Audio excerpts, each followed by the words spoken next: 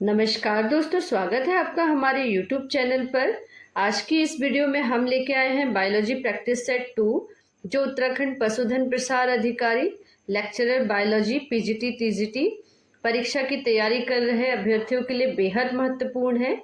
इस practice set में हम MCQs क्वेश्चन को एक एक करके सॉल्व करेंगे और हर प्रश्न का सही आंसर भी जानेंगे।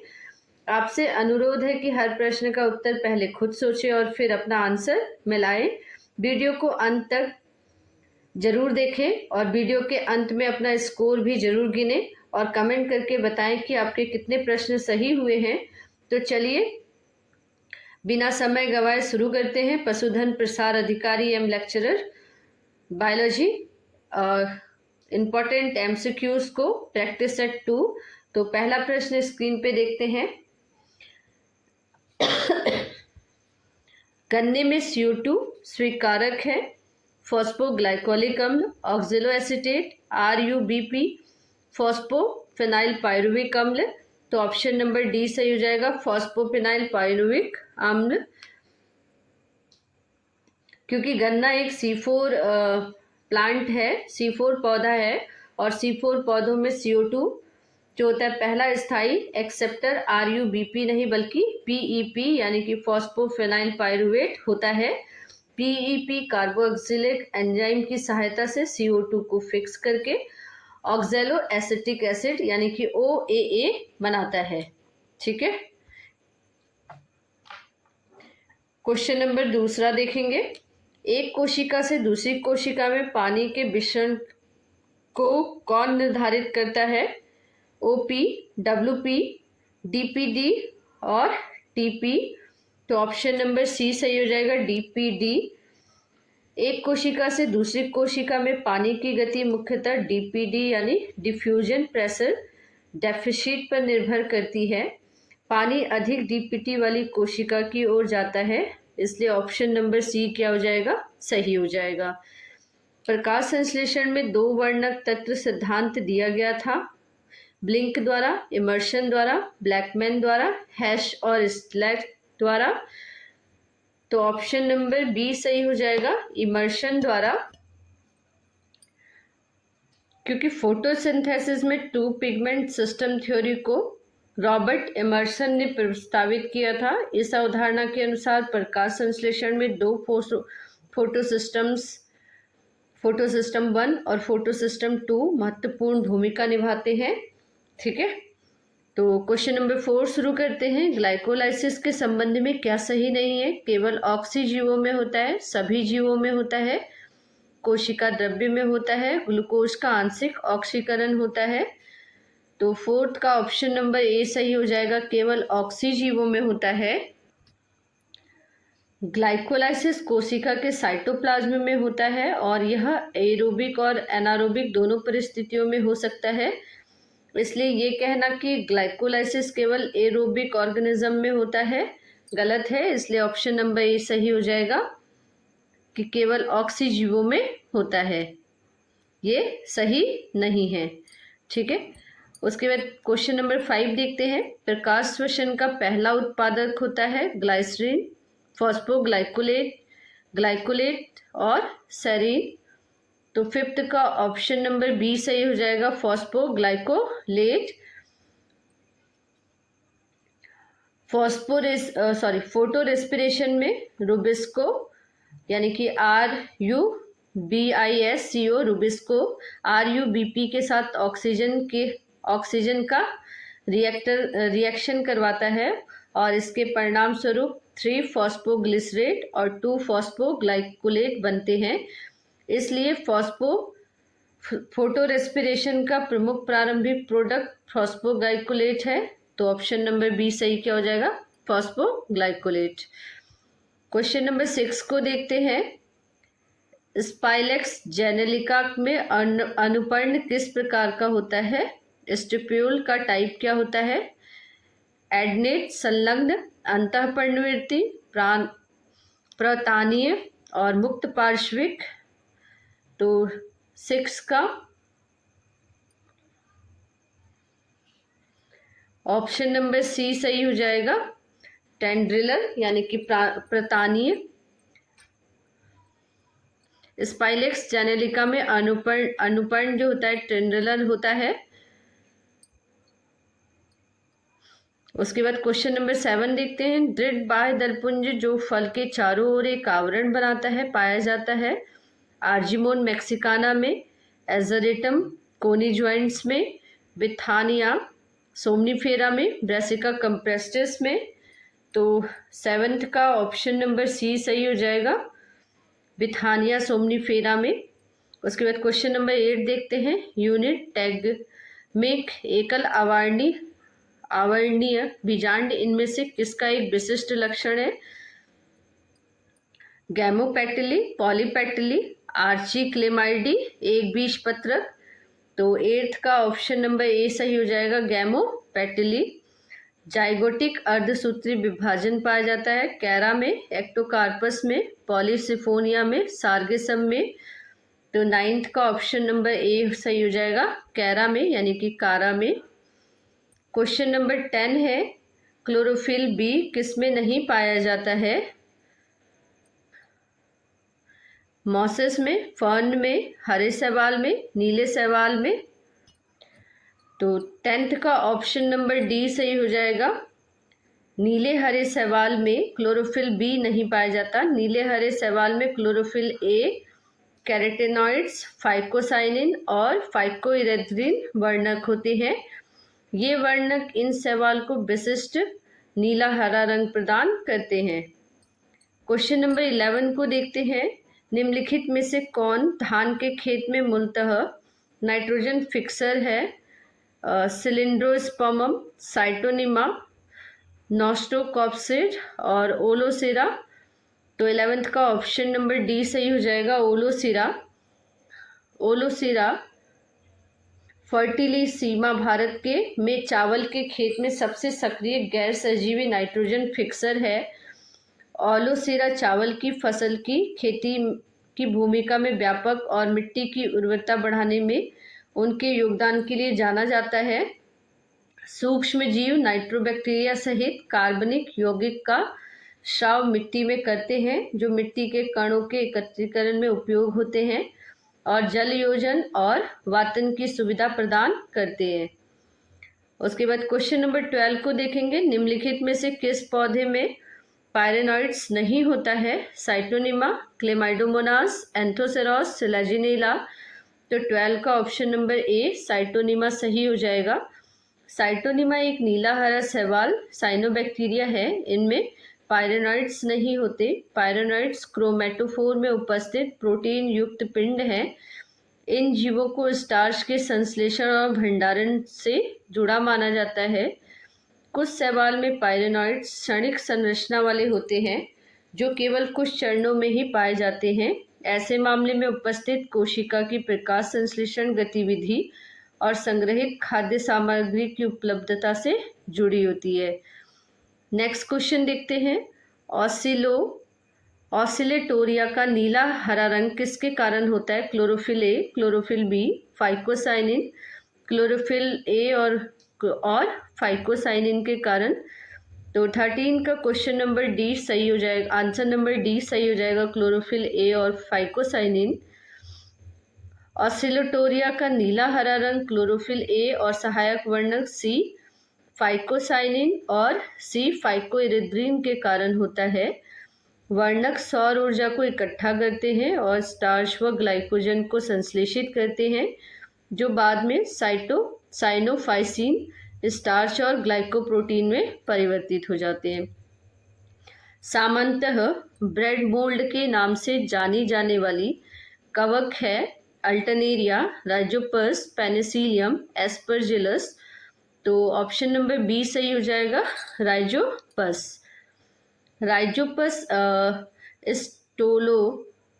स्टोलोनिफर सामान्यतः ब्लैक ब्रेड मोल्ड के रूप में जाना जाता है जो ब्रेड, जेली, सिरप, चमड़े जैसे विभिन्न प्रकार के कार्बनिक उत्पाद पर मृतोपजीवी यानी कि स्पोरोफाइट्स के रूप में विकसित होता है।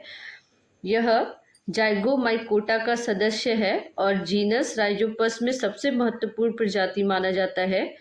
ये दुनिया में सबसे सामान्य कवक में से एक है। ये उष्ण कटिबंधीय और उपोष्ण कटिबंधीय क्षेत्र में पाए जाते हैं।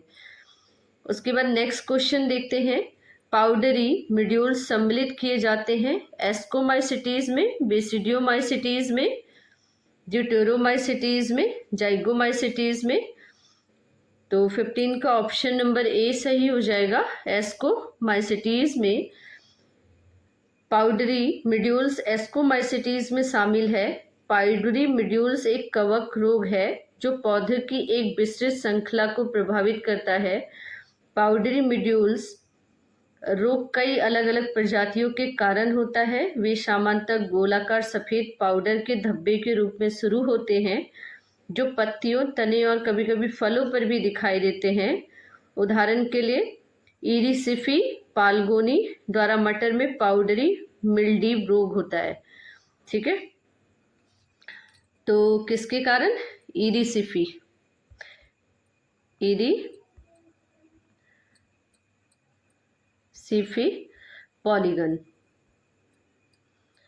पॉलीगोनी। उसके बाद नेक्स्ट क्वेश्चन को देखते हैं। निम्नलिखित में से कौन सा कथन सही नहीं है? राइजोपस एसियोस्पोर उत्पन्न करता है। आर्द्र बिमलगर एक विषाणुक रोग है। एलोमाइसिस एक परजीवी कवक है। फ्यूजेरियम स्पोरोकीडियम उत्पन्न करता है। 16 का ऑप्शन नंबर डी सही हो जाएगा। फ्यूजेरियम स्पोरोडोकियम उत्पन्न करता है। उसके बाद नेक्स्ट क्वेश्चन देखते हैं। कैल्शियम की आवश्यकता नहीं दर्शाई गई है। शैवाल के लिए, कवक के लिए, टेरिडोफाइट्स के लिए या जिम्नोस्पर्म के लिए। तो 17 का ऑप्शन नंबर बी सही हो जाएगा। कवक के लिए, क्योंकि कवक में मध्य लैमेला अनुपस्थित होता है इसलिए इन्हें कैल्शियम की आवश्यकता नहीं होती है। कवक यूकैरियोटिक जीवों के समूह का सदस्य है जिसमें सूक्ष्म जीव शामिल है। नेक्स्ट क्वेश्चन है। निम्नलिखित में से कौन सा फफूंद मतिभ्रम पैदा करने वाला होता है? एमेनिटा मस्केरिया, कांथैलेरस सिबेरियस, बोलेट्स एंडुलिस और बॉलबोरिएला बॉल्बोसिया। तो 18 का ऑप्शन नंबर ए सही हो जाएगा। एमेनिटा मस्केरिया। एमेनिटा मस्केरिया एक जहरीला मशरूम कवक है। यह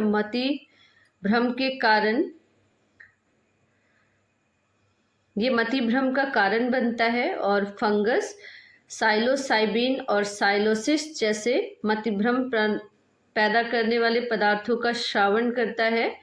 ये पदार्थ मस्तिष्क की कोशिकाओं और मनुष्य की धारण शक्ति को नष्ट कर सकते हैं। ठीक है, नेक्स्ट क्वेश्चन देखते हैं। तंतुमय जीवाणु किसे कहा जाता है? Mycoplasma, spirochaetes, actinomycetes, vibrio. तो 19 का ऑप्शन नंबर सी सही हो जाएगा। एक्टिनोमाइसिटिस। एक्टिनोमाइसिटिस को कवक जाली यूबैक्टीरिया या तंतुमय जीवाणु कहा जाता है। यह जीवाणु आकारिकी रूप में कवकों के अनुरूप व माप में जीवाणु कोशिकाओं के समरूप होता है। इन्हें जीवाणु और कवकों के बीच की कड़ी कहते हैं। इनके प्रमुख वंशज हैं माइकोबैक्टीरिया, एक्टिनोमाइसिटिस और एट्रेपोमाइसिटिस। नेक्स्ट क्वेश्चन है। लाल समुद्र के लाल रंग के लिए कौन सा साइनोबैक्टीरिया के स्पीशीज कारण है? क्लोकोकस लिग्लोया, ट्राइकोडेस्मियम इरिद्रम, नोस्टॉक। तो 20 का ऑप्शन नंबर सी सही हो जाएगा। ट्राइकोडेस्मियम इरिद्रम। साइनोबैक्टीरिया एक प्रकार के जीवाणु होते हैं और ये प्राय सामान्यतः जल, समुद्र, नम चट्टान, मिट्टी आदि स्थानों पर पाए जाते हैं। इनमें क्लोरोफिल पाया जाता है। लाल सागर में ट्राइकोडेस्मियम इरिडियम नामक साइनोबैक्टीरिया प्रचुर मात्रा में पाया जाता है, जिसके कारण इस सागर का रंग जो है कैसा है? लाल है। क्वेश्चन नंबर 21 को देखेंगे। कौन सा बैक्टीरिया दूसरे बैक्टीरिया पर परजीवी है? बेडलोब्रिबियो, थ्रियोथ्रिक्स, एस्चरेशिया, बेगियाटोआ। तो 21 का ऑप्शन नंबर बेडलोब्रिबियो। आर्की बैक्टीरिया में अनुपस्थित होता है पॉलीसेक्राइड, पेप्टिडोग्लाइकेन, लिपिड्स, प्रोटीन। तो 22 का ऑप्शन नंबर बी सही हो जाएगा, पेप्टिडोग्लाइकेन। जीवाणु में श्वसन एंजाइम स्थित होते हैं प्लाज्मिड, एपिसोम, मीजोसोम, न्यूक्लियोइड्स। तो 23 का ऑप्शन नंबर सी सही हो जाएगा, मीजोसोम्स। जीवाणुओं में श्वसन एंजाइम मीजोसोम में स्थित होते हैं। मीजोसोम जीव द्रव्य कला के अंतर्वलन से बनी मुड़ी हुई रचनाएं होती हैं। ठीक है, ऐसे मुड़ी हुई रचनाएं होती है जो लगभग माइटोकॉन्ड्रिया के समृद्ध अंग होते हैं। मीजोसोम की खोज 1960 में फिट्ज जेम्स ने की थी। किसने की थी? फिट्ज जेम्स ने। क्वेश्चन नंबर 24 का है कि जवाब में इंटरफेरॉन को संश्लेषित किया जाता है माइकोप्लाज्मा, जीवाणु, विषाणु, कवक। तो इंटरफेरॉन सिंगलिंग प्रोटीन का समूह होता है जो पोषक कोशिका के कुछ सूक्ष्म जीवों के जैसे विषाणु प्रतिक्रिया के फलस्वरूप बनता है। ये कोशिका को वायरस के प्रति सुरक्षा प्रदान करते हैं। नेक्स्ट क्वेश्चन है, एड्स के लिए उत्तरदायी विषाणु का उदाहरण है एडिनो विषाणु, मोज़ेक विषाणु, टी एवं विषाणु, रेट्रोवायरस। तो 25 का ऑप्शन नंबर डी सही हो जाएगा, रेट्रोवायरस। पादप विषाणु सर्वप्रथम क्रिस्टलीकृत किया गया था बॉब्डेन ने, पिरी ने, बेंजारिक ने, स्टैनली ने। तो 26 का ऑप्शन नंबर डी, स्टैनली ने पादप विषाणु सर्वप्रथम क्रिस्टलीकृत किया। टोबैको का मोज़ेक वायरस क्रिस्टलीकृत होने वाला पहला वायरस था। स्टैनली ने 28 जून 1935 को क्रिस्टली रूप में पहले वायरस की सूचना दी। और टोबैको का मोज़ेक क्रिस्टलीकरण ने यह भी दिखाया कि क्रिस्टलीकरण के बाद भी टोबैको का मोज़ेक वायरस सक्रिय रहता है। क्वेश्चन नंबर 27 को देखेंगे। भारत में साइनोफेज की खोज सर्वप्रथम की थी M.O.P. अयंगर व T.V. देसिकाचारी, R.N. सिंह और P.K. Singh, G.S. Venkataraman, P.K. Day ने। तो 27 का ऑप्शन नंबर बी सही हो जाएगा, R.N. और P.K. सिंह ने साइनोफेज की खोज के द्वारा की गई थी। सीहेन, सिफरमैन और मॉरिस, डायनर और उपरोक्त में से कोई नहीं। ऑप्शन नंबर 1 सिंडेन, सेफरमैन और मॉरिस, डायनर और इनमें से कोई नहीं। तो 28 का ऑप्शन नंबर बी सही हो जाएगा, सेफरमैन और मॉरिस। आलू का अंगमारी या झुलसा लेट ब्लाइट रोग का कारण है एल्ब्यूगो कैंडिडा, फाइटोप्थेरा इन्फेस्टेन, एल्टनेरिया सोलेनी और फ्यूजेरियम मैनली फार्मा। तो 29 का ऑप्शन नंबर बी सही हो जाएगा, फाइटोप्थेरा इन्फेस्टेंस। क्वेश्चन नंबर 30 है, स्थानिक पादप बीमारी का उदाहरण है आलू की वर्ड बीमारी, आलू की लेट ब्लाइट बीमारी, गेहूं की रस्ट बीमारी और अरहर की बिल्ट बीमारी।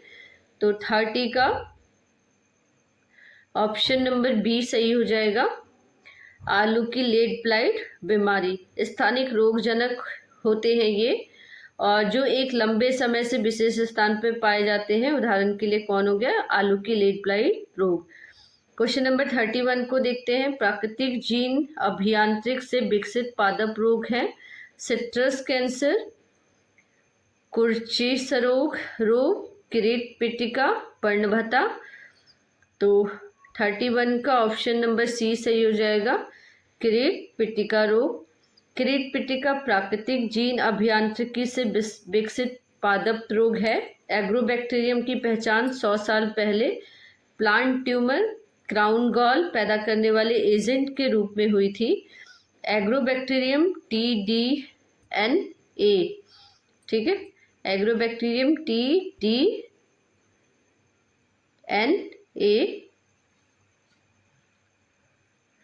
कुछ पौधों के हार्मोन की मात्रा को बदलकर गॉल निर्माण को ट्रिगर करता है, जो सूक्ष्म जीवों के लिए सुरक्षित वातावरण बनाता है। क्राउन गॉल बैक्टीरिया घावों के माध्यम से पौधों की जड़ों में प्रवेश करते हैं। क्वेश्चन नंबर 32 को देखेंगे। निम्नलिखित में से कौन पौधों में क्राउन गॉल रोग उत्पन्न करता है? 32 का ऑप्शन नंबर सी सही हो जाएगा, एग्रोबैक्टीरियम ट्यूमेफेजियम। उसके बाद क्वेश्चन नंबर 34 को देखेंगे। पारिस्थितिक तंत्र पर एक लेख में निम्नलिखित शीर्षकों का उपयोग किया गया था, आपको इनमें से कौन गलत लगता है? खनिजों की साइकिलिंग, ऊर्जा की साइकिलिंग, पारिस्थितिक तंत्र के घटक, पारिस्थितिक तंत्र के पिरामिड। तो 34 का ऑप्शन नंबर बी सही हो जाएगा, ऊर्जा की साइकिलिंग।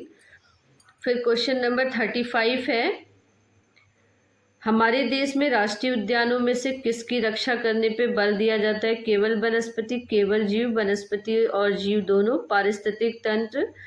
तो 35 का ऑप्शन नंबर बी सही हो जाएगा। एक पारिस्थितिक तंत्र में ऊर्जा का हस्तांतरण होता है, न कि ऊर्जा का चक्रण। क्योंकि एक पारितंत्र में ऊर्जा का प्रवाह एक ही दिशा में होता है, तो प्रत्येक पोषी स्तर पर ऊर्जा का ह्रास होता है। इसलिए किसी पारितंत्र में ऊर्जा का चक्रण बीच बीच में नहीं होता है। तो राष्ट्रीय उद्यान क्षेत्र वहाँ है, 35 का ऑप्शन नंबर सी सही हो जाएगा। आई एम सो सॉरी, 35 का ऑप्शन नंबर सी सही हो जाएगा, फ्लोरा एंड फौना दोनों को।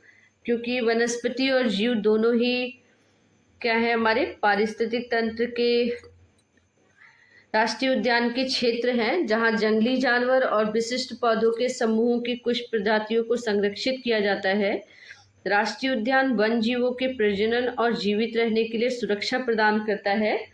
राष्ट्रीय उद्यान के बिना कुछ पशु जीव प्रजातियां खतरे में हैं, जिनको विलुप्त होने के जोखिम से बचाने की आवश्यकता है। उसके बाद नेक्स्ट क्वेश्चन है 36। जैव उर्वरक है पौधों में जानवरों के मृत अवशेष, विघटित पशु, नाइट्रोजन स्थिरीकरण, जीवों में जीवित कोशिकाएं, कार्बनिक रसायन। तो 36 का ऑप्शन नंबर सी सही हो जाएगा, नाइट्रोजन स्थिरीकरण, जीवों के लिए जीवित कोशिकाएं। नत्रजन स्थिरीकरण बाधित होता है फॉस्फेट द्वारा, आयरन द्वारा, एसीटेट द्वारा, अमोनिया द्वारा। तो 37 का ऑप्शन नंबर डी सही हो जाएगा, अमोनिया द्वारा। 38 क्वेश्चन देखते हैं। अर्ध शुष्क उष्ण कटिबंधी के अंतर्राष्ट्रीय फसल अनुसंधान संस्थान इको इंक्रीसेंट अवस्थित है कोलंबो में, मनीला में, ट्रस्टे में, हैदराबाद में। तो 38 का ऑप्शन नंबर सी सही हो जाएगा, हैदराबाद में।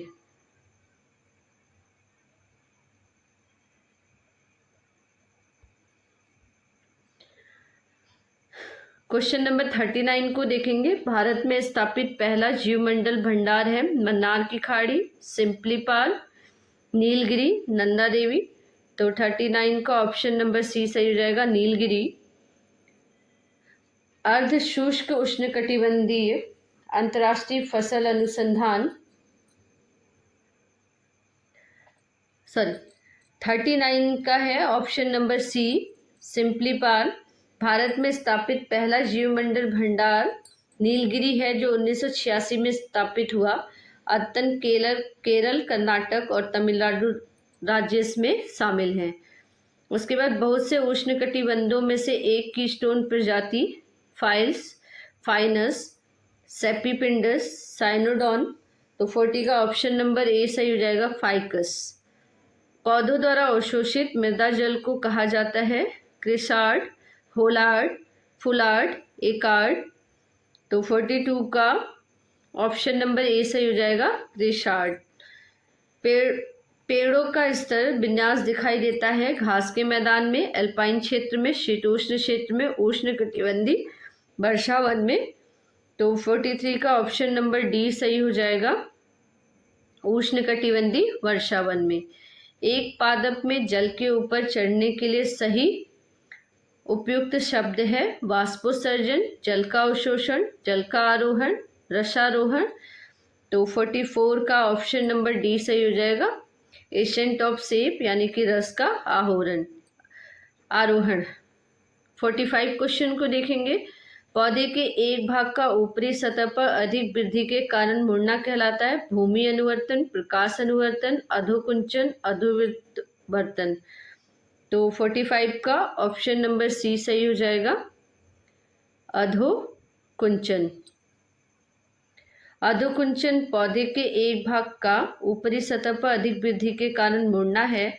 अधोवर्ती वर्तन पत्तियों या पौधों के अन्य भागों का ऊपर की ओर झुकना है और उनकी निचली सतह पर वृद्धि का कारण होता है। भूमि अनुवर्तन गुरुत्वाकर्षण बल की प्रतिक्रिया में पौधे के भागों की वृद्धि है। प्रकाशानुवर्तन एक पौधे की उत्तेजना को प्रतिक्रिया में पौधे की वृद्धि है। ठीक है। क्वेश्चन नंबर 46 को देखेंगे। निम्नलिखित में से क्रेंज शारीरिकी पाई जाती है C3 पादपों में, C2 पादपों में, C4 पादपों में, उपयुक्त में से कोई नहीं। तो 46 का सी हो जाएगा, C4 पादपों में। नेक्स्ट क्वेश्चन है, क्रेंज शारीरिक रचना पाई जाती है मटर में, चने में, आम के पेड़ में, गन्ने में। तो ऑप्शन नंबर सी सही हो जाएगा, सुगर केन यानी कि गन्ने में। उसके बाद इनमें से कौन सा कथन सत्य है? पत्ती में क्रेंज आंतरिक संरचना C4 पौधों में पाई जाती है।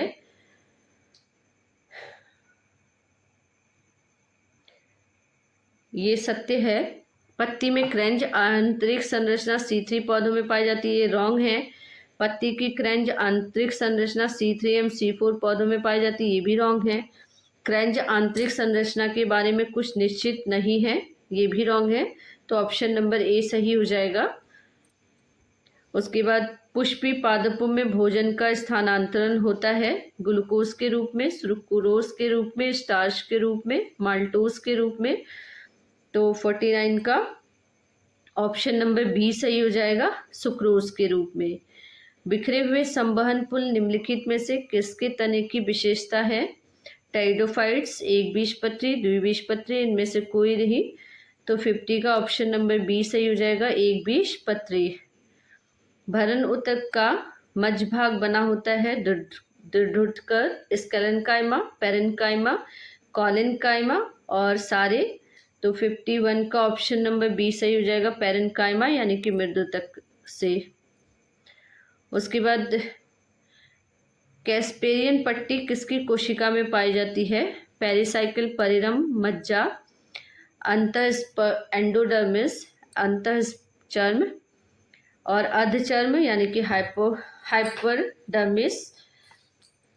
तो ऑप्शन नंबर सी सही हो जाएगा, एंडोडर्मिस। तो कैस्पेरियन पट्टी एंडोडर्मिस की कोशिका में पाई जाती है। यह पट्टी संवहनी पौधों की जड़ के एंडोडर्मिस के केंद्र में एक मोटे बैंड के रूप में स्थित रहता है और यह पट्टी लिग्निन और सुबेरिन की बनी होती है जो कोशिका भित्ति के लिए आवश्यक अवरोधक का कार्य करती है। क्वेश्चन नंबर 53 को देखेंगे। कैस्पेरियन स्थूल पाए जाते हैं बाह्य त्वचा, अंतः त्वचा, एंडोडर्मिस, पेरिसाइकिल। तो 53 का ऑप्शन नंबर सी सही हो जाएगा, एंडोडर्मिस अंतः त्वचा में। कुल पोएसी का पुष्पक्रम है ब्रैक्टिएट, BRL,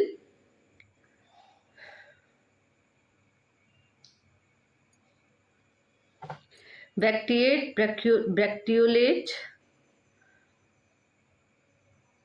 सेसाइल और हर्माफ्रोडाइट्स, पेरियंथ A3 और गाइनेशियम 3। तो 54 का ऑप्शन नंबर डी सही हो जाएगा, ब्रैक्टिएट और ये हो जाएगा जाइगोमॉर्फिक, हर्माफ्रोडाइट, पेरियंथ 2 A3 और गाइनेशियम 1। तो ऑप्शन नंबर डी इसका सही हो जाएगा। कंपोजिटी में तो देखते हैं, पोएसी कुल को हम ग्रेमिनी कुल भी कहते हैं, जो मोनोकॉट का सबसे बड़ा समूह है। इसके फूल में ब्रैक्टिएट, ब्रैक्टियोलेट, सेंसाइल, इनकम्प्लीट, उभयलिंगी, जाइगोमॉर्फिक, हाइपोगाइनस, होमोक्लेमाइडेस विशेषताएं होती हैं। इसमें 2 पेरियन, 3 स्टेमन और मोनोकार्पली गाइनेशियम होता है, जिसमें बेसन प्लेसेंटेशन पर सिंगल ओब्यूल होता है। स्टाइल छोटी या अनुपस्थित होती है और ओवरी कैसी होगी, इसमें सुपीरियर होती है। ठीक है, तो 54 का ऑप्शन नंबर डी। कंपोजिटी और पेपस किस लिए पाया जाता है? कीट परागण, जल परागण, वायु परागण या फिर एनिमोफिली। तो 55 का ऑप्शन नंबर सी सही हो जाएगा, वायु प्रकीर्णन। वायु प्रकीर्णन के लिए कुल कंपोजिटी में पेपस की आवश्यकता पड़ती है। अधोवर्तीय अंडाशय के शीर्ष पर और दलपुंज नलिका के निचले हिस्से पर समाहित बाह्य दलपुंज सल्क रोग कंटकों में रूपांतरित हो जाता है, इसे पेपस कहते हैं। क्वेश्चन नंबर 56 है, रोमगुच्छ रूपांतरण बाह्य दल का, जायांग का, दलपुंज का, पुंकेसर का। तो 56 का ऑप्शन नंबर ए सही हो जाएगा, सेपल यानी कि बाह्य दल का। ब्रैसिकेसी में चतुर्दिद्धि पुंगमंग होता है। 2 बाहरी लंबे एवं 2 आंतरिक छोटे पुंकेसर, 2 बाहरी छोटे एवं 4 आंतरिक लंबे पुंकेसर, बाहरी 4 लंबे एवं आंतरिक 2 छोटे पुंकेसर, बाहरी 4 छोटे और आंतरिक 2 लंबे पुंकेसर। तो 57 का ऑप्शन नंबर बी सही हो जाएगा, 2 बाहरी छोटे एवं 4 आंतरिक लंबे पुंकेसर। शाखा युक्त पुंकेसर पाए जाते हैं रेसिनस में, यूफोर्बिया में, कॉक्सीनिया में, हिबिस्कस में। तो 58 का ऑप्शन नंबर ए सही हो जाएगा, रेसिनस में। निम्नलिखित में से कौन सा गण जीवाश्म नग्नबीजी है? जिंकोगोयल्स, कोनीफेरल्स, साइकोडेल्फिकेल्स, ऑर्निटेल्स। तो 59 का ऑप्शन नंबर सी सही हो जाएगा, साइकेडोफिलिकेल्स।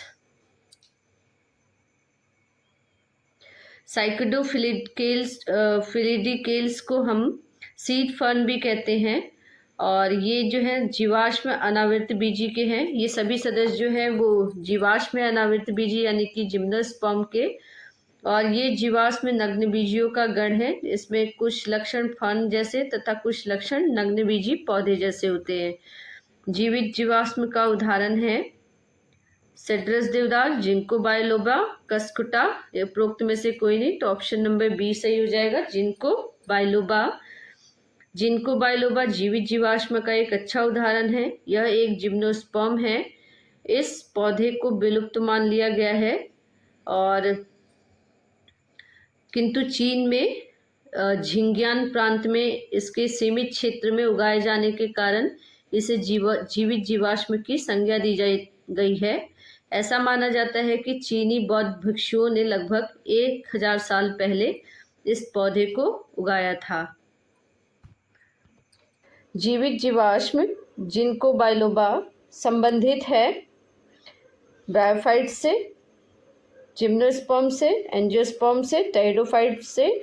तो ऑप्शन नंबर बी सही हो जाएगा, जिम्नोस्पर्म से।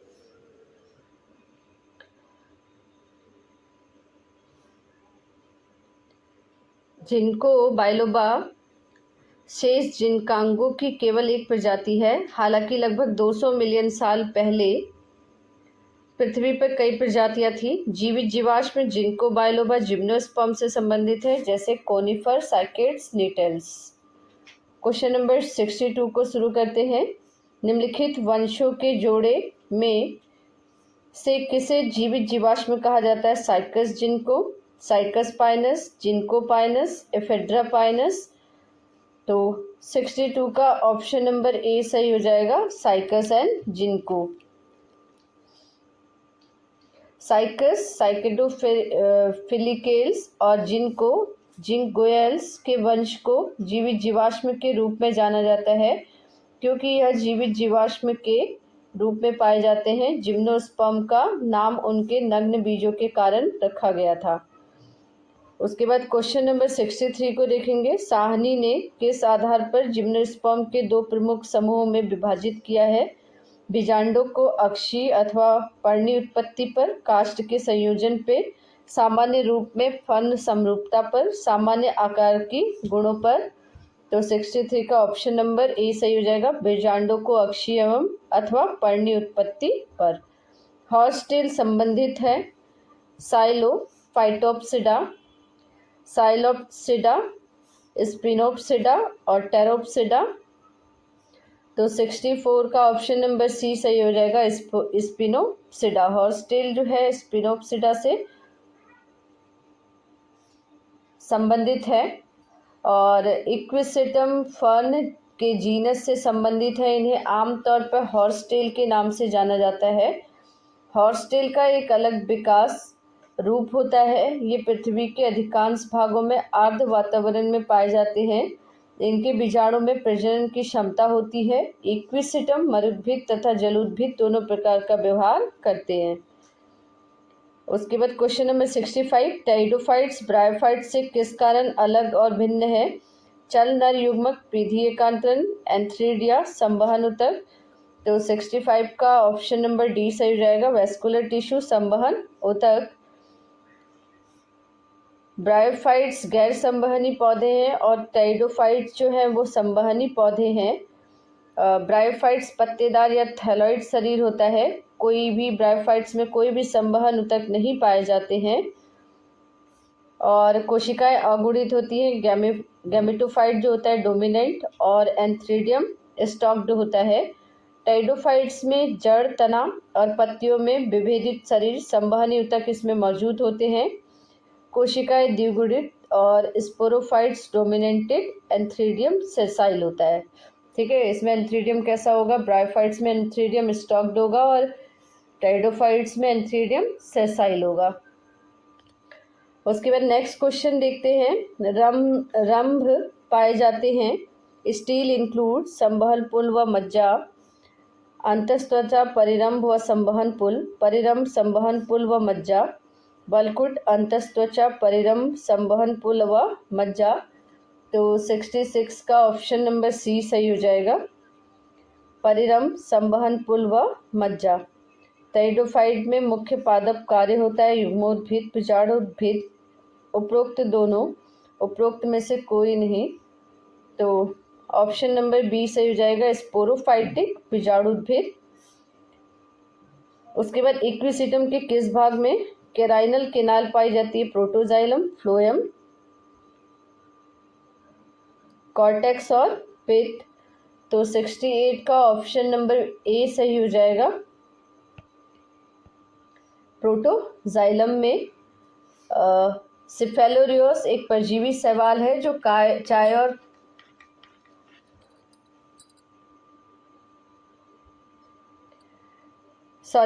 इक्विसेटम के प्रोटोजाइलम भाग में कैराइनल केनाल पाई जाती है और ये जो है एक गुहा का अनियंत्रित होकर एक गुहा यानी कि कैविटी का निर्माण करते हैं और इस कैविटी को ही हम क्या कहते हैं? कैराइनल केनाल। उसके बाद क्वेश्चन नंबर 69 को देखते हैं। निम्नलिखित में से कौन एक परजीवी शैवाल है? बैट्रिकोस्पर्मम, पॉलीसाइफनोया, सिफेलोयूरोस और उपरोक्त में से कोई नहीं। तो 69 का ऑप्शन नंबर सी सही हो जाएगा, सिफेल्यूरोस। सिफेल्यूरोस एक परजीवी शैवाल है जो चाय और कॉफ़ी, कहवा आदि की पत्तियों पर परजीवी में होता है। बैट्रिकोस्पर्मम पॉलीसाइफोनिया एक प्रकार के लाल शैवाल एल्गी हैं। ठीक है, रेड एल्गी है ये। उसके बाद क्वेश्चन नंबर 60 को देखेंगे। सचल बीजाणु पाए जाते हैं बाउचेरिया में, क्लेमाइडोमोनास में, पॉलीसाइफोनिया में, नोस्टॉक में।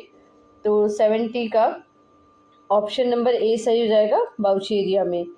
लाल सागर के लाल रंग हेतु शैवाल, कौन से शैवाल उत्तरदायी होते हैं? लैमिनेरिया, यूलोथ्रिक्स, सार्गेसम,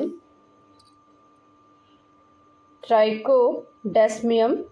तो 71 का ऑप्शन नंबर डी सही हो जाएगा, ट्राइकोडेस्मियम। नेक्स्ट क्वेश्चन है, नील हरित शैवाल किस पौधे में नहीं पाई जाती है? Cycas, pinus, azolla, anthoceros. तो 72 का ऑप्शन नंबर बी सही हो जाएगा, पाइनस में।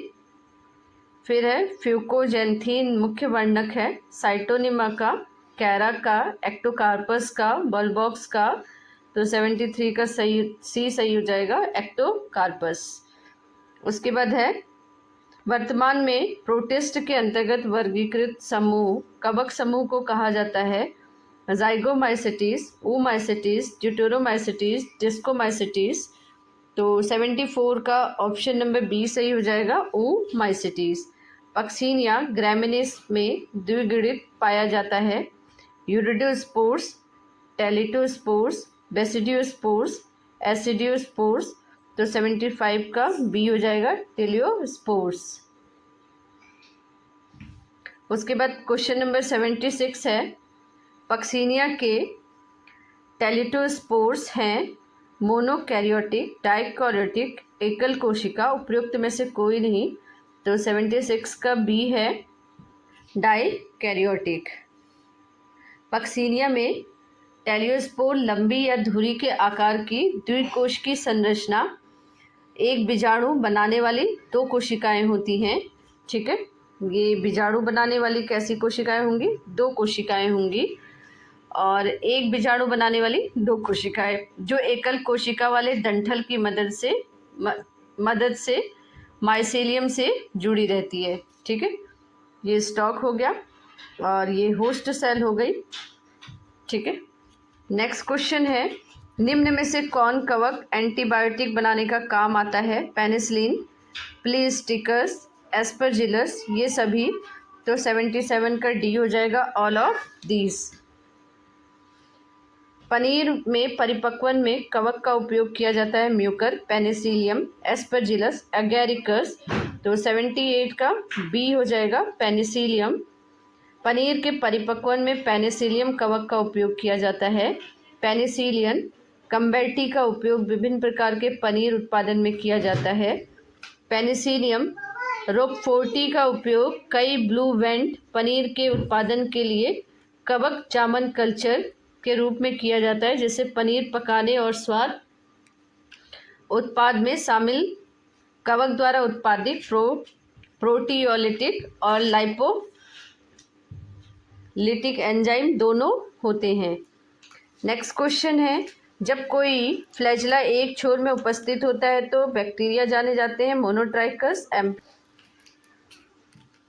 पेरिट्राइकस। तो 79 का ऑप्शन नंबर सी सही हो जाएगा, लोफोट्राइकस। कसाभिका की संख्या एवं स्थिति के आधार पर विब्रियो कॉलरी होता है? Atrichous, amphitrichous, monotrichous, cephalotrichous. तो 80 का सी हो जाएगा, मोनोट्राइकस। निम्न में से किसमें मूल ग्रंथियां राइजोबियम द्वारा नहीं बनाई जाती है? कैजिनस के जान, सिसर, एरिएंटिनम, ग्लाइसिन मैक्स और कैसुरिना ग्लैका। तो 81 का ऑप्शन नंबर डी सही हो जाएगा, कैसुरी 2।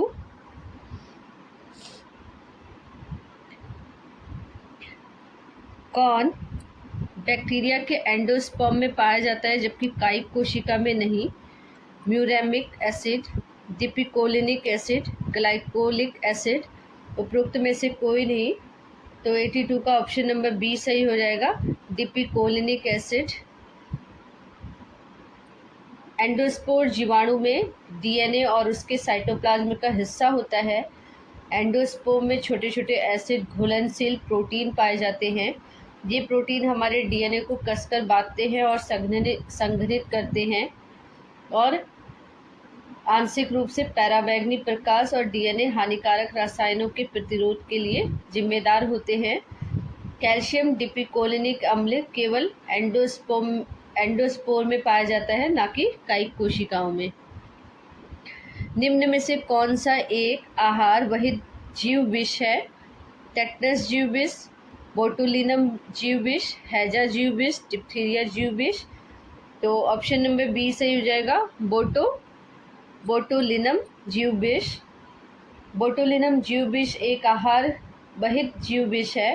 खाद्य जनित बोटुलिज्म उस खाद्य पदार्थों को खाने से होता है जो बोटुलिनम विष से दूषित हो जाते हैं, और खाद्य जनित बोटुलिज्म के सामान्य स्रोत घर में बने खाद्य पदार्थ जिन्हें अनुचित तरीके से डिब्बाबंद, संरक्षित या किण्वित किया जाता है।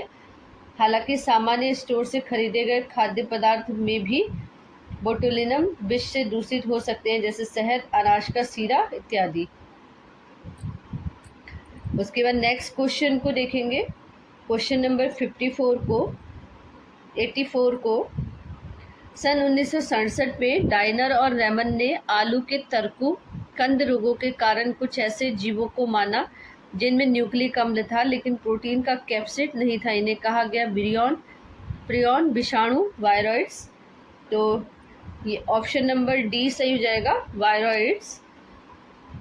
वायरस जो होते हैं इनमें प्रोटीन का कैप्सिड नहीं होता है, इनमें न्यूक्लिक अम्ल था और ऐसे जीव थे जिनमें न्यूक्लिक अम्ल पाया गया था। और डाइनर और रेमन ने आलू के कंद रोग का कारण जो है इन्हीं जीवों को माना था, और इससे हम क्या कहते हैं, वायरॉइड्स। नेक्स्ट क्वेश्चन देखते हैं। विषाणु बना होता है केवल प्रोटीन का, केवल डीएनए का, केवल आरएनए का, प्रोटीन एवं आरएनए दोनों का। तो 85 का ऑप्शन नंबर डी से हो जाएगा, प्रोटीन एवं डीएनए या फिर आरएनए का। ठीक है, विषाणु आरएनए या डीएनए व प्रोटीन के बने होते हैं। विषाणु जो है अति सूक्ष्म अविकल्पी परजीवी यानी कि ऑब्लिगेटेड नॉन सेलुलर और विशिष्ट न्यूक्लियो प्रोटीन के कण हैं। ये सजीव तथा निर्जीव के मध्य की कड़ी भी हैं। चेचक का कारण है वेरियोला, कॉक्सिएला, एडीज, फ्रांसिसेला। तो 86 का ऑप्शन नंबर ए सही हो जाएगा, वेरियोला। चेचक रोग वेरियोला नामक विषाणु से होता है। इसका प्रकोप संपूर्ण शरीर पर होता है। रोग वायु द्वारा या रोगी से सीधे संपर्क द्वारा फैलता है। इसमें रोगी को ज्वर, सिर में दर्द, जुखाम और उल्टियाँ होती हैं, और फिर 3 से 4 दिन के बाद मुंह पर लाल दाने निकल आते हैं जो शीघ्र पूरे शरीर में फैल जाता है। उसके बाद नेक्स्ट है, निम्नलिखित में से किसके पास कोशिकीय संगठन नहीं है? Archaebacteria, virus, PPLO, rickettsia. तो 87 का ऑप्शन नंबर बी सही हो जाएगा, वायरस। वायरस में कोशिकीय संगठन नहीं होता है। प्रियॉन की खोज के लिए नोबेल पुरस्कार किसे मिला था? Altman, Nusslein, Lewis, Prusiner. तो प्रियॉन की खोज जो है प्रूसिनर ने की थी, और इसके लिए इन्हें नोबेल प्राइज़ भी मिला था। प्रियॉन जो है संक्रामक प्रोटीन कर्ण है, और प्रूसिनर द्वारा पहली बार 1983 में प्रियॉन की सूचना दी गई थी। भेड़ों में स्क्रैपी रोग इन्हीं के कारण होता है। इस रोग में भेड़ विचलित होकर किसी आधार से अपने शरीर को रगड़ती रहती है, और कुछ साल पहले ब्रिटेन में गायों के पगलाने के रोग मैड काउ डिजीज़ भी प्रियॉन के कारण ही हुई थी। पादप प्लवक को खाने वाले जंतु प्लवक को कहते हैं प्राथमिक उपभोक्ता, द्वितीयक उपभोक्ता, प्राथमिक उत्पादक। ए और बी दोनों सही हैं। तो 89 का ऑप्शन नंबर डी सही हो जाएगा, ए और बी दोनों सही है, प्राथमिक उपभोक्ता और द्वितीयक उत्पादक।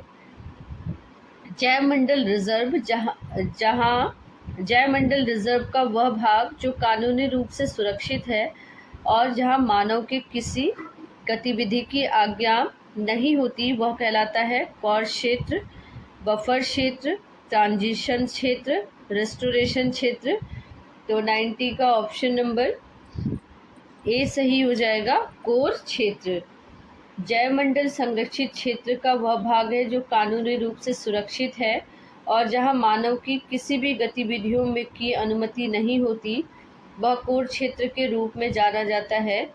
बायोस्फीयर रिजर्व में पौधों और जानवरों का संरक्षण के लिए संरक्षित क्षेत्र को कोर क्षेत्र, बफर क्षेत्र और मैनिपुलेशन क्षेत्र कहा जाता है।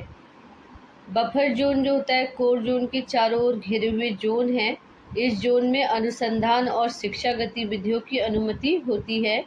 मैनिपुलेशन जोन वह परिधि क्षेत्र है जहाँ मानव गतिविधियाँ जैसे फसल, मनोरंजन, वानिकी और बस्तियाँ बसाने की अनुमति है।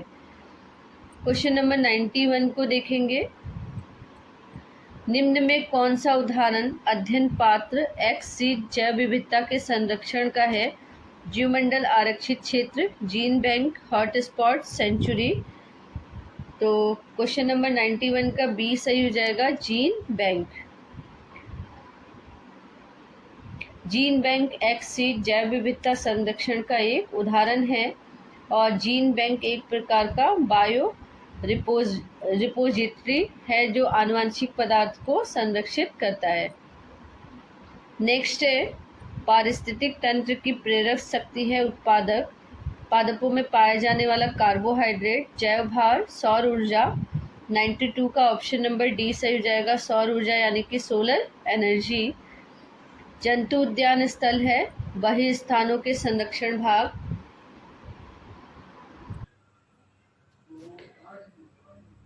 ऑप्शन नंबर बी स्वस्थानीय संरक्षण के उपरोक्त दोनों, उपरोक्त में से कोई नहीं।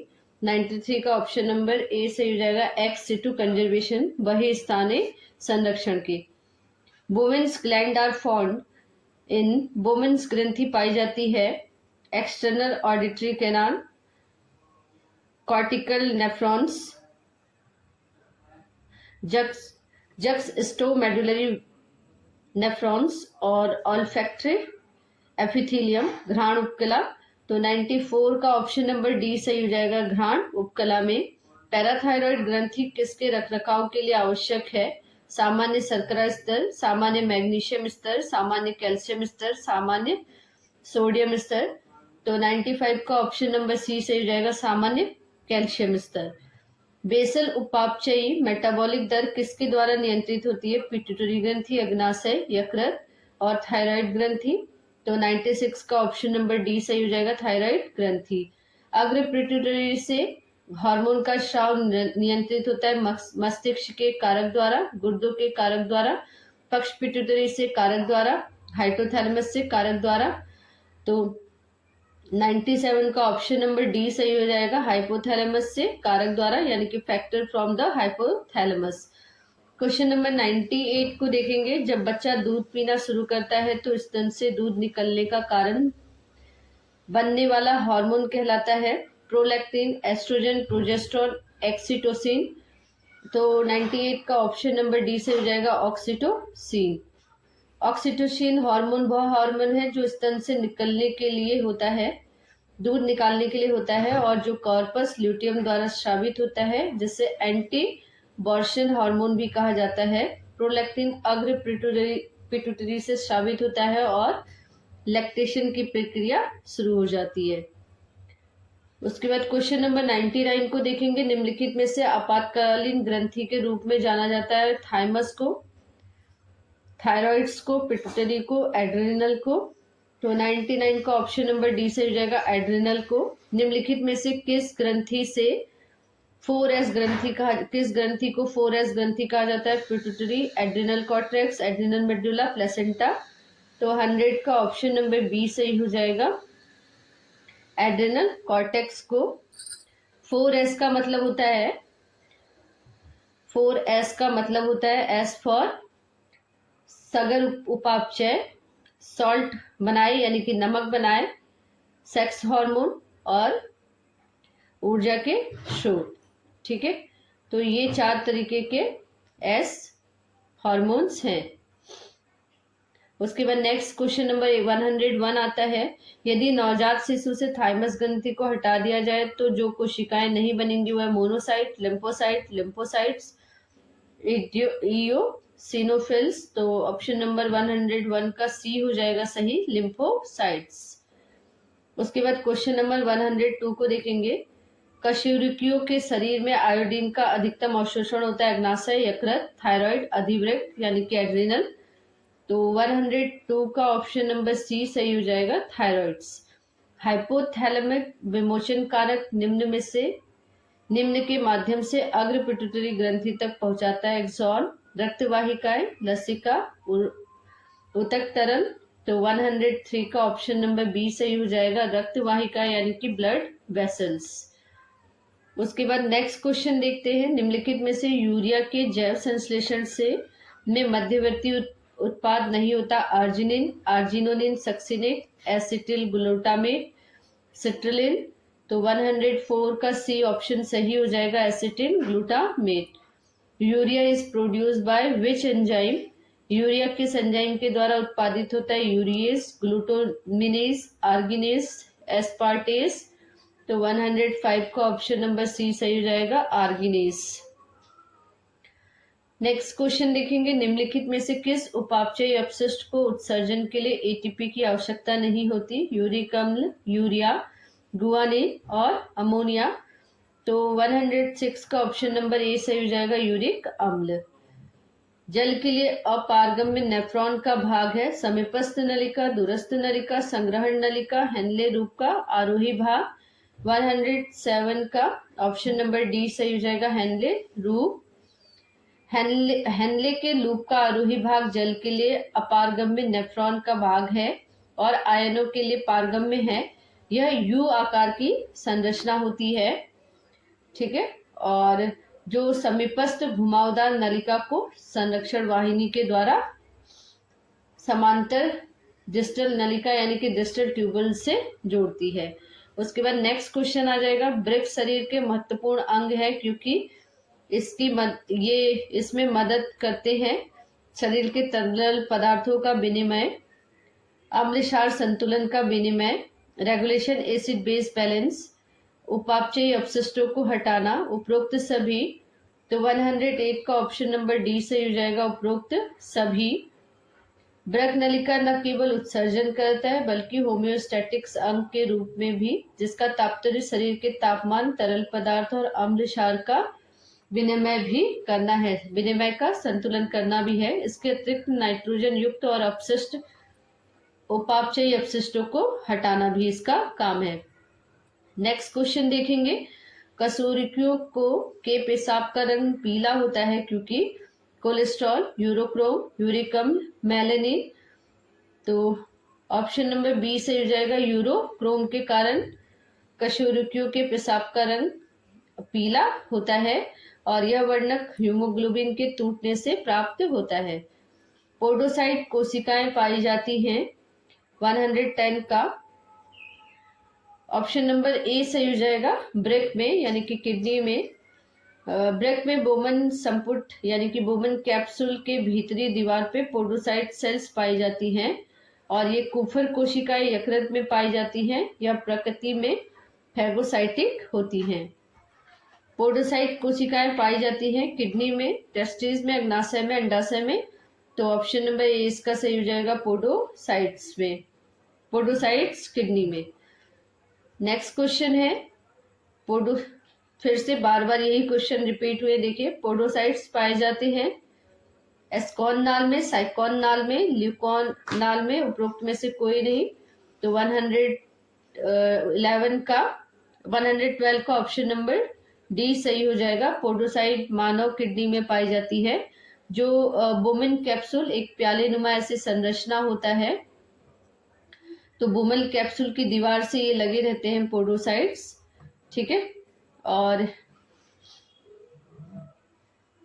एस्कॉन का जो नाल टाइप है वो है ल्यूकोसेलेनिया और साइकॉन का स्काइफा और ल्यूकॉन का टाइप जो है वो स्पॉन्जिला है। तो ये सब तो नहीं इसमें नहीं पाए जाते हैं और पोडोसाइट जो है वो ह्यूमन किडनी में पाया जाता है। उसके बाद नेक्स्ट है, किस क्षेत्र के स्तनधारियों के वृक्क में हेनले लूप में सोडियम आयन सक्रिय रूप से निष्कासित होते हैं। तो 113 का ऑप्शन नंबर ए सही हो जाएगा, हेनले लूप का आरोही भाग, ascending limb of Henle's loop. रुधिर है एक एल्यूरल ऊतक, संयोजी ऊतक, तरल संयोजी ऊतक, रेटिकुलर संयोजी ऊतक। 114 का सी हो जाएगा, तरल संयोजी ऊतक। हृदय गति निम्न के नियंत्रण में होती है, तंत्रिकाएं, हार्मोन, एंजाइम, तंत्रिका व हार्मोन दोनों के। तो 115 का ऑप्शन नंबर डी सही हो जाएगा। तंत्रिका और हार्मोन दोनों के निम्नलिखित में से किसमें यूरिया की मात्रा सबसे अधिक पाई जाती है? ऑप्शन ए यकृत धमनी, ऑप्शन बी यकृत सिरा, ऑप्शन सी ब्रक धमनी, ऑप्शन डी ब्रक सिरा। तो 116 का ऑप्शन बी सही हो जाएगा, यकृत सिरा यानी कि हेपेटिक वेन। धमनी के रक्त का सामान्य पीएच क्या होता है? 6.8, 7, 7.8, 7.4। तो 117 का ऑप्शन नंबर डी सही हो जाएगा, 7.4।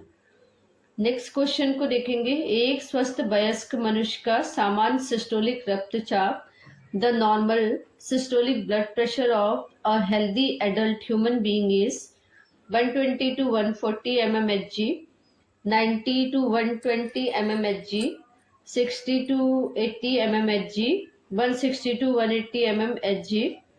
तो 118 का ऑप्शन नंबर बी सही हो जाएगा, 90 to 120 mm।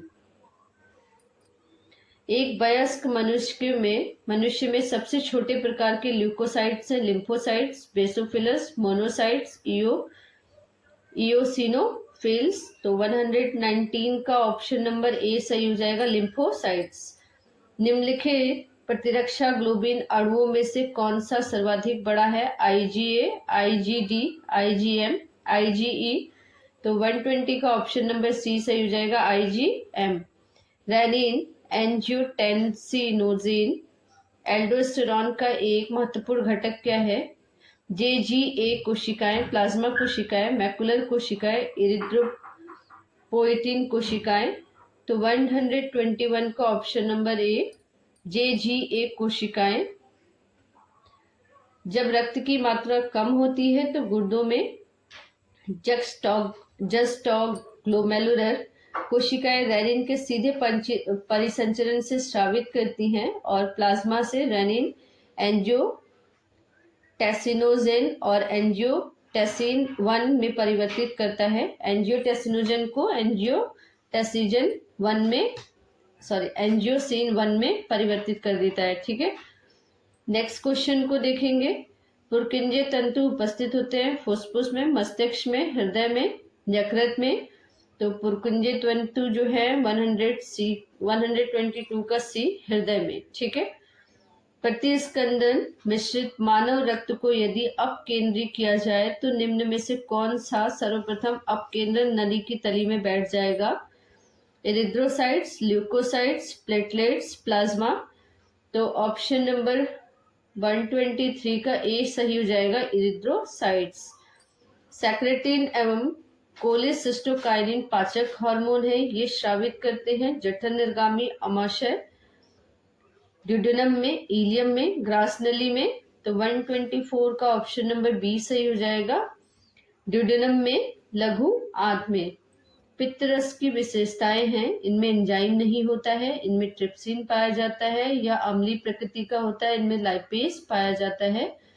तो 125 का ए, इनमें एंजाइम नहीं होता।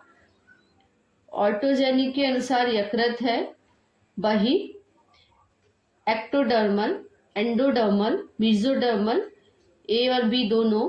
तो 126 का ऑप्शन नंबर बी सही हो जाएगा, एंडोडर्मल। घाव भरने के लिए निम्न में से कौन सा विटामिन आवश्यक है? Cobalamin, ascorbic acid, tocopherol, nicotinamide. 127 का ऑप्शन नंबर बी सही हो जाएगा, एस्कॉर्बिक एसिड। प्रोथ्रोम्बिन का संश्लेषण होता है रक्त प्लेटलेट्स, रक्त प्लाज्मा, यकृत, अस्थि मज्जा। तो 128 का सी सही हो जाएगा, लीवर। लार एमाइलेज की क्रियाविधि के लिए निम्न में से कौन सा आयन आवश्यक है? Chlorine, sodium, iron, sulphate. तो 129 का ऑप्शन नंबर ए सही हो जाएगा, क्लोरीन। टोकोफेरोल मुख्य रूप से संग्रहित होता है वसा में, यकृत में, त्वचा में, लिम्फोसाइट्स में। तो 130 का ऑप्शन नंबर बी सही हो जाएगा, लीवर में। नेक्स्ट है, मानव में अमाशय में स्रावित हाइड्रोक्लोरिक अम्ल का पीएच मान लगभग होता है 6.5 to 7.5। 6 to 6.5, 1.5 to 3.5, 0.0 to 0.5। तो 131 का ऑप्शन नंबर सी हो जाएगा 1.5 से 3.5 तक। स्तनधारी जंतुओं में पेयर्स खंड हैं एक्सक्रीटरी, डाइजेस्टिव, सेक्रेटरी, लिम्फॉइड। तो 132 का ऑप्शन नंबर डी सही हो जाएगा, लिम्फॉइड। पायरोलिक आर्क में हार्मोन होता है गैस्ट्रिक, सेक्रेटिन, पैनक्रियाजाइमिक और कोलिसिस्टोकाइनिन। तो 133 का ऑप्शन नंबर ए सही हो जाएगा, गैस्ट्रिन। निम्नलिखित में से कौन सा मनुष्य में अवशेषीय अंग नहीं है? आंख की मांसपेशियां सिलिलरी, आदमी की छाती पे बाल, वर्मीफॉर्म अपेंडिक्स, कर्ण की पिन्ना की मांसपेशियां। तो ऑप्शन नंबर 134 का ए सही हो जाएगा, आंख की मांसपेशियां सिलिलरी। नेक्स्ट क्वेश्चन देखेंगे, कौन सा एक मानव अवशेषीय अंग नहीं है? निमेशक पटल, वर्मीफॉर्म अपेंडिक्स, कॉक्सिक्स और घाटी ढक्कन, एपिग्लॉटिस। तो 135 का ऑप्शन नंबर डी सही हो जाएगा, एपिग्लॉटिस। तितली पक्षी और चमगादड़ के पंख है समजात, समृद्धि, असंबंधित, अवशेषी। तो तितली पक्षी और चमगादड़ के पंख जो है वो एनालोगस ऑर्गन है, यानी कि समवर्ती अंग है। तो वे अंग जो उत्पत्ति में भिन्न लेकिन कार्य समान करते हैं उन्हें हम समवर्ती अंग कहते हैं, और मौलिक समानता वाले अंगों को समजात अंग कहते हैं। इसकी समानता को समजातता कहते हैं। उसके बाद नेक्स्ट है 137, इनमें से कौन सा समूह समवर्ती अंग है? कीटों के पंख, पक्षी के पर, घोड़े के अग्रपाद तथा मानवों के हाथ, चमगादड़ के पंख और पक्षियों के पर, मछली के पंखड़ा और पेंगुइन के ओर्स। तो 137 का ऑप्शन नंबर ए सही हो जाएगा, कीटों के पंख और पक्षी के पर। फेदर ऑफ बर्ड्स, कीटों के पंख तथा पक्षियों के पंख निम्न उदाहरण है एनालॉजी के, होमोलॉजी के, सीरोलॉजी के, मिमिक्री के। तो 138 का ऑप्शन नंबर ए सही हो जाएगा, एनालॉजी के। चमगादड़, टिड्डे और कबूतर के पंख किसका उदाहरण है? समजात अंग, समृद्धि अंग, वेस्टिजियल ऑर्गन और एक्सोस्केलेटल स्ट्रक्चर। 139 का ऑप्शन नंबर बी सही हो जाएगा, एनालॉजी ऑर्गन। नेक्स्ट क्वेश्चन है, यदि किसी क्षेत्र में विभिन्न जातियों की आबादी कम हो तो निम्न में से किसकी तीव्रता अधिक होगी? Natural selection, genetic drift, hybridisation और माइग्रेशन। 140 का ऑप्शन नंबर बी सही हो जाएगा, जेनेटिक ड्रिफ्ट। यदि किसी क्षेत्र की विभिन्न जातियों की आबादी कम हो तो आनुवंशिक अपवाहन यानी कि जेनेटिक ड्रिफ्ट की तीव्रता बढ़ जाती है। ठीक है, तो जेनेटिक ड्रिफ्ट क्या होता है? विभिन्न सदस्यों की प्रजनन दर की भिन्नता के कारण जीव जातियों की छोटी छोटी आबादियों में पीढ़ी दर पीढ़ी सारे एलील जीनों की आवृत्ति का समान रूप से प्रसारण होते रहना प्राय संभव है। तो कुछ एलील जीनों के प्रसारण की संभावना कम और कुछ के अधिक होती है, इसे जीन अपवहन कहते हैं। ठीक है, जीनी अपवहन में कभी कभी हानिकारक एलील जीनों की आवृत्ति इतनी बढ़ जाती है कि आबादी के कई सदस्य समाप्त हो जाते हैं, अतः आबादी और भी छोटी हो जाती है और इनमें आनुवंशिक भिन्नताएं बहुत कम हो जाती है। कभी कभी महामारियां, परभक्षण आदि के कारण भी छोटी आबादियों में जीनी अपवाह हो जाता है। उसके बाद नेक्स्ट क्वेश्चन है, जेनेटिक ड्रिफ्ट किसमें संचालित होता है? छोटी जनसंख्या, बड़ी जनसंख्या, आइलैंड जनसंख्या, मेंडेलियन जनसंख्या। तो ऑप्शन नंबर ए सही हो जाएगा, छोटी जनसंख्या। पी तथा क्यू प्रभावी तथा अप्रभावी जीन के क्रमशः आवृत्तियां हैं। कौन सा समीकरण हार्डी वीनबर्ग नियम के लिए उचित है? तो 142 का ऑप्शन नंबर बी से हो जाएगा, P plus Q equal to 1। विखंडन जो प्रजनन की एक विधि है सामान्यतः निम्न में से किसमें पाई जाती है? प्रोटोजोआ, हेलमिंथस, एनालिड, उपयुक्त में से सभी। तो 143 का ऑप्शन नंबर ए प्रोटोजोवन में। विखंडन जो प्रजनन की एक विधि है सामान्यतः प्रोटोजोआ में पाई जाती है। विखंडन जो है अलैंगिक जनन यानी कि ये सेक्सुअल रिप्रोडक्शन का एक पार्ट है, जिससे जीन कोशिका दो संतति जीवों या फिर कोशिकाओं में विभाजित हो जाती है। ठीक है, जीन कोशिका दो संतति कोशिका में विभाजित हो जाती है। निम्नलिखित में से कौन सा मानव परजीवी प्रोटोजोआ मनुष्य के मुख में पाया जाता है और मसूड़ों को क्षति पहुंचाता है? तो एंटमीबा जिंजीवालिस इसका आंसर हो जाएगा, option number A. Next question है, निम्नलिखित में से कौन रोग प्रोटोजोआ जीवाणु तथा विषाणु में इसी क्रम में होता है? मलेरिया, गलसुआ और तंत्रिक ज्वर, अमियोबिसिस, पोलियो और टेटनस, निद्रा रोग, डिप्थीरिया और यकृत शोथ बी, पी ज्वर, सिफिलिस और इन्फ्लुएंजा। तो 145 का ऑप्शन नंबर सी सही हो जाएगा, स्लीपिंग सिकनेस, डिप्थीरिया और हेपेटाइटिस बी। नेक्स्ट क्वेश्चन है, प्रोटोजोआ के वर्गीकरण का आधार है पोषण, प्रचलन विधियां, केंद्रक, प्रजनन। तो ऑप्शन नंबर बी सही हो जाएगा, मोड ऑफ लोकोमोशन। चागा बीमारी होती है trypanosoma gambiense, trypanosoma rhodesiense, trypanosoma brucei, trypanosoma cruzi. तो ऑप्शन नंबर 147 का डी हो जाएगा, ट्रिपैनोसोमा क्रूजी के द्वारा चागा एक बीमारी होती है। और ये जो ये उष्णकटिबंधीय परजीवी होता है और ये ट्राइटोमाइट बग के मल में पाया जाता है और ये रोग किसी को भी संक्रमित करता है। गंभीर हृदय और पाचन समस्याओं का ये कारण बन सकता है। लोआ द्वारा संचरित संक्रमण का संवाहक है क्राइसोप्स प्रजाति, एनाफ्लीस, क्यूलेक्स और मस्का डोमेस्टिक। तो 148 का ऑप्शन नंबर ए सही हो जाएगा, क्राइसोप्स प्रजाति।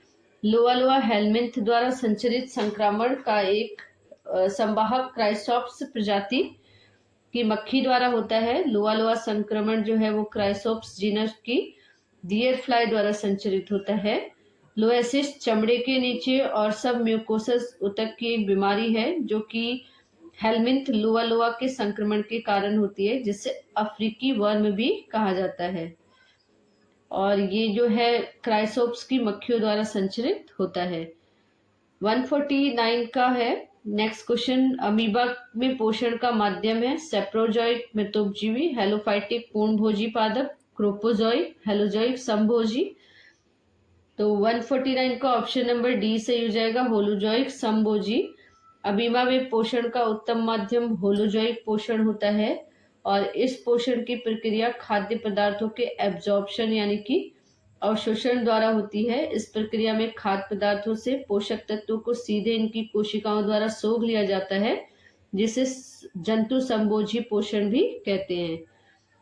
लास्ट क्वेश्चन है, अमीबा में गतिशीलता की व्याख्या करने हेतु किसने सोल जेल सिद्धांत दिया? डोलिंगर, मॉस्कॉट पेंटिन, हाइमन, सेलार्ड। तो 150 का ऑप्शन नंबर सी सही हो जाएगा, हाइमन ने। तो दोस्तों आज के हमारी बायोलॉजी एमसीक्यूज क्लास में क्वेश्चन नंबर 82 से लेकर 150 तक हमने सभी महत्वपूर्ण प्रश्नों को उनके सही उत्तर और एक्सप्लेनेशन के साथ पूरा किया। अगर आपको यह क्लास हेल्पफुल लगी तो लाइक जरूर करें, अपने दोस्तों के साथ शेयर करें और चैनल को सब्सक्राइब करना ना भूलें। और अगर आप पशुधन प्रसार अधिकारी Uttarakhand, lecturer, PGT, TGT, LT biology या किसी भी कॉम्पिटिटिव एग्जाम की तैयारी कर रहे हैं तो ऐसी महत्वपूर्ण बायोलॉजी क्लासेस के लिए हमारे साथ जुड़े रहिए। अगली क्लास में हम और भी महत्वपूर्ण एमसीक्यूज को लेके आएंगे। तब तक के लिए पढ़ते रहिए, मेहनत करते रहिए और अपने लक्ष्य की ओर आगे बढ़ते रहिए। थैंक यू, मिलते हैं अगली क्लास में। जय हिंद।